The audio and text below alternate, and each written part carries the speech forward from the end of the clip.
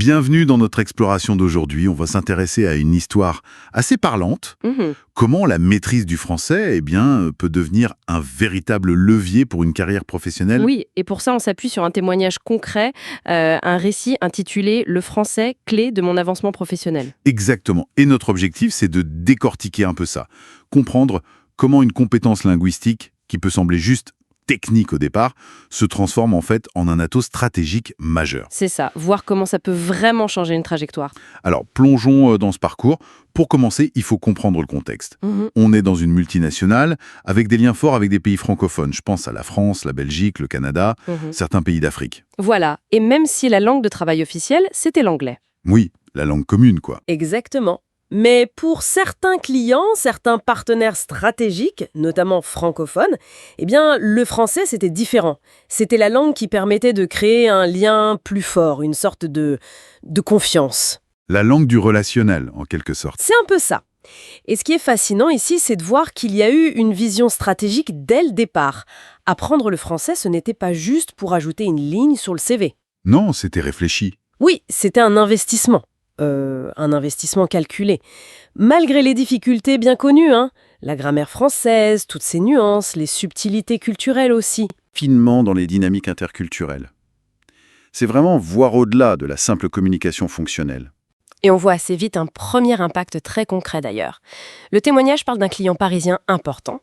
Avant, la communication passait par des traducteurs ou alors en anglais, avec les limites que ça implique. Oui, une communication peut-être un peu distante ou moins fluide. Voilà. Et là, basculer vers une communication directe en français, ça a transformé la relation. Le témoignage souligne le respect culturel que ça a montré et comment ça a ouvert des portes. Tout à fait. Et cette ouverture, ce n'est pas juste une question de politesse ou de forme, c'est plus profond. Comprendre les nuances de la langue, le ton juste, le choix précis des mots, ça permet d'adapter les propositions commerciales, par exemple, de mieux cerner les attentes. D'être plus pertinent, en fait. Exactement. D'être plus pertinent. Le récit mentionne d'ailleurs un succès assez marquant.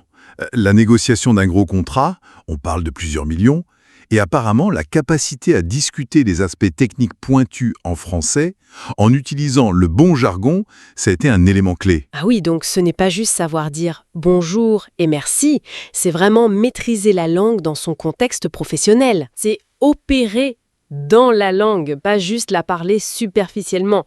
Et là, ça devient un vrai facteur de différenciation par rapport aux collègues qui, eux, restaient sur l'anglais. Forcément, ça donne une visibilité accrue, ça attire l'attention de la direction, on sort du lot. C'est assez incroyable de voir comment cette compétence linguistique se transforme en avantage concurrentiel aussi. Palpable, finalement. Oui, c'est très concret. Et le témoignage insiste bien sur un point, ça va au-delà du vocabulaire et de la grammaire. Il y a toute une dimension de compétence culturelle qui est indissociable.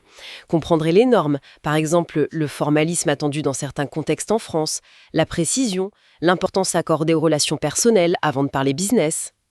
Absolument. Savoir quand utiliser monsieur, madame, le vouvoiement, ce sont des causes importantes. Ça montre qu'on a fait l'effort de comprendre la culture de l'autre, pas juste sa langue. C'est ce qu'on appelle parfois le savoir-être interculturel, non ? C'est tout à fait ça. Cette capacité à ajuster son comportement, sa communication, pour être efficace et respectueux dans un contexte culturel différent. Et l'exemple de l'expérience à Montréal relatée dans le témoignage est très parlant à ce sujet. Ah oui, racontez un peu. Eh bien, lors d'une conférence à Montréal, le fait d'avoir pu interagir en français, mais en tenant compte des spécificités québécoises, le rapport au bilinguisme, l'identité culturelle distincte, ça a visiblement été très apprécié.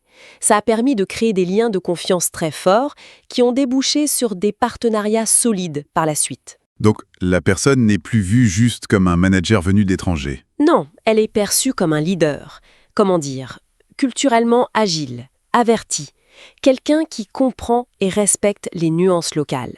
Et ça a une valeur énorme. Et cette agilité, on la voit ensuite devenir un outil de leadership très direct quand la personne accède à un poste de directeur régional, avec des marchés francophones sous sa responsabilité, comme le Sénégal, le Maroc. Nina, le français devient essentiel pour communiquer directement avec les équipes locales, sans passer par des intermédiaires ou des traductions. On imagine l'impact sur la clarté des directives, sur la motivation, sur le sentiment d'unité. Ça doit renforcer la cohésion, c'est sûr. Absolument. Et il y a cet autre exemple, très frappant, concernant l'expansion en Afrique de l'Ouest. Le témoignage raconte comment des recherches de marché menées en français ont permis d'obtenir des informations clés sur les consommateurs locaux. Des insights qui n'étaient tout simplement pas disponibles dans les rapports en anglais. Ah, intéressant, hein? La langue comme clé d'accès à l'information stratégique. Exactement. Et grâce à ça, la stratégie marketing a pu être adaptée très finement aux réalités locales. Résultat mentionné, une augmentation de 20% des parts de marché. Ce n'est pas négligeable. Vraiment pas. C'est une preuve très concrète de la valeur ajoutée. Et même au quotidien, dans la gestion d'équipes multilingues, pouvoir jongler entre l'anglais et le français, ça favorise l'inclusion, ça montre une flexibilité qui est appréciée. Bien sûr, on imagine que ce parcours n'a pas été une ligne droite, hein.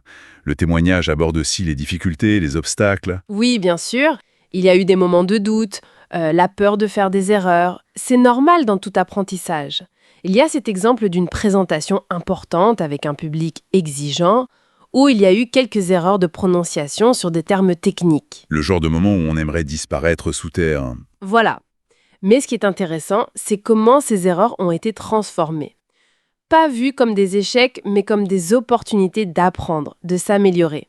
Il faut une certaine résilience, accepter de ne pas être parfait tout de suite. Et puis, il y a la question du temps, j'imagine. Comment intégrer cet apprentissage exigeant dans un emploi du temps déjà bien chargé? C'est un autre défi majeur. La clé, selon le témoignage, ça a été la discipline et l'intégration. Intégrer la pratique du français dans la routine quotidienne. Écouter des podcasts en français pendant les trajets, lire des articles professionnels, chercher activement des occasions de pratiquer, même de façon informelle. Donc, pas juste des cours de soir isolés, mais vraiment tisser la langue dans le quotidien professionnel et personnel. C'est ça. Ça soulève cette question importante de l'apprentissage continu, intégré au travail. Ce n'est pas quelque chose qu'on fait en plus, mais qui fait partie du développement professionnel en soi. C'est un marathon, pas un sprint. Et au fil du temps, les bénéfices semblent avoir dépassé le cadre strict du poste occupé. Oui, tout à fait. Le témoignage mentionne des opportunités qui se sont ouvertes à lui. Des invitations à des conférences internationales, par exemple. Avec la possibilité de faire des présentations bilingues, ce qui est un atout considérable. Ça élargit le réseau professionnel, forcément. Ouvre des ports pour des collaborations. Exactement. Et ça va même plus loin. Cette compétence linguistique a aussi influencé des choix de formation continue.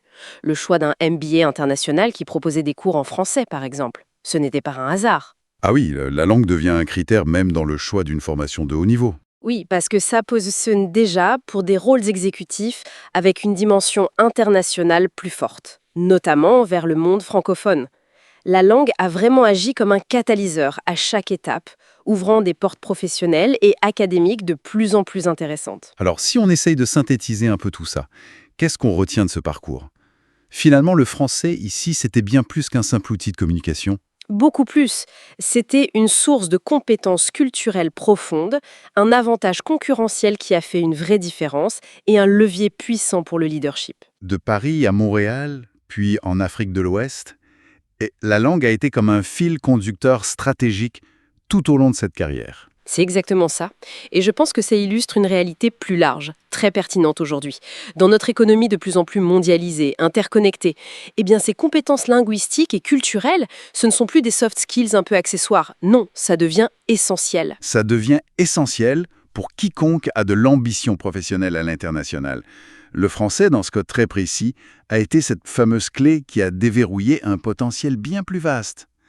C'est la preuve, s'il en fallait une, de la valeur tangible de cet investissement initial en temps et en effort. Une clé qui ouvre des portes qu'on n'imaginait peut-être même pas au départ. Tout à fait. Ce qui nous amène peut-être à une dernière question, une réflexion à laisser à ceux qui nous écoutent. Au-delà du français, ou d'une langue spécifique d'ailleurs, quelles pourraient être les autres clés, peut-être, des compétences rares, un savoir-être particulier, une expertise très pointue qui pourrait, dans votre propre contexte, déverrouiller votre potentiel professionnel? Une excellente question pour terminer. Merci de nous avoir écoutés. Si cette exploration vous a plu, n'hésitez pas à vous abonner, à laisser un j'aime et à partager.